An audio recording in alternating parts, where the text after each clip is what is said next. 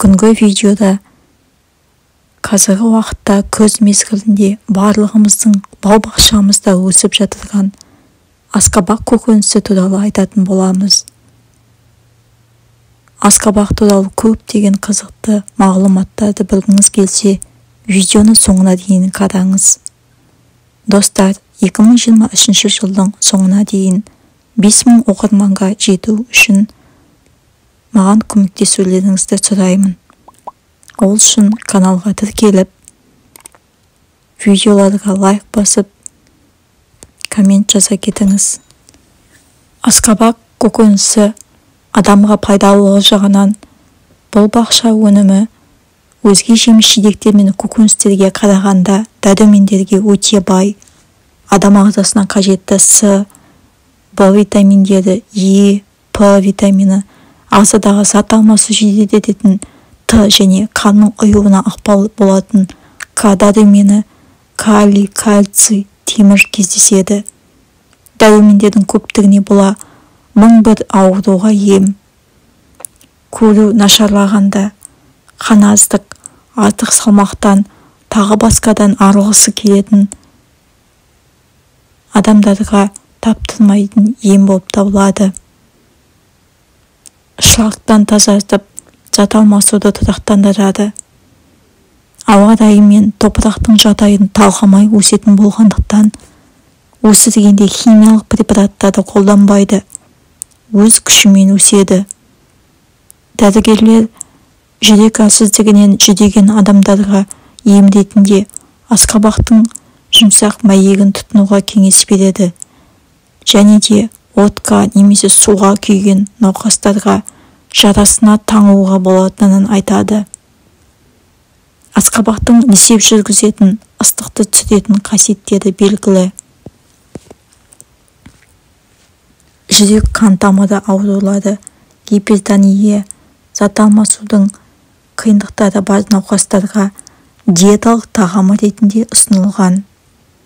Асқабақтаны балмен араластырып жеп, ішек құрттарын түсіру үшін пайдаланылады.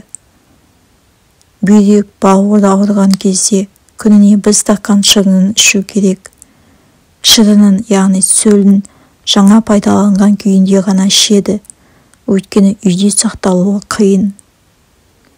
Минералды тұздар мен дәрумендерге бай асқабақ дәндерінің құрамында ақуыздар, омега-3, қанықтырылмаған май қышқылдары, селен, магний, мырыш, С, В тобының дәрумендері де жеткілікті.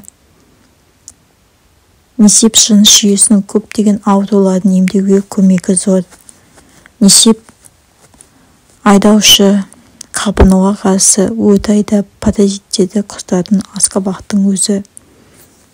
Құрамында жасанды талшықтың, судың көп мөлшерінің арқасында асқабақты арықтауға болатын емі де бар. Ас қорыту үдерістерін тездетеді.